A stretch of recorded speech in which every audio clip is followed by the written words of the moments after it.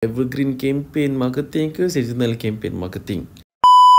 Ada orang tanya saya, mana lagi penting? Evergreen campaign marketing ke seasonal campaign marketing? So kalau in case anda tak tahu, evergreen campaign ialah campaign-campaign yang kita memang kena jalan setiap hari, setiap minggu, setiap bulan, setiap tahun. Ada macam contohnya iklan berbayar, contohnya macam posting content, daily content, and then buat live, influencer marketing, database marketing, blast-blast WhatsApp, semua tu saya kategorikan dia sebagai evergreen campaign. Seasonal campaign pula adalah campaign promosi yang kita buat pada waktu-waktu event yang penting macam waktu raya, puasa, merdeka, 11-11, 12-12, macam tu. Jadi sebenarnya jawapannya ialah dua-duanya pun penting. Sebab kenapa? Sebab satu ialah untuk kita maintain jualan, satu lagi adalah untuk kita boostkan jualan ataupun sale yang waktu duration yang memang sale kita drop. Contohlah waktu puasa raya sale kita drop, at least kita tak drop teruk sangat, at least kita dapat break even ke, macam tu. So dua-dua ni penting dan ada function dia. Okay, tapi bukan dua ni saja, ada lagi dua jenis campaign yang kita patut kuasai bila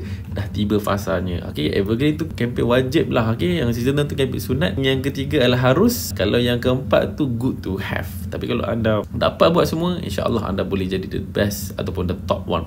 Nak belajar lebih lanjut lagi, pergi je link dekat bio. Dan kalau nak belajar tentang bisnes dengan marketing, pergi dekat farabi.my dan subscribe.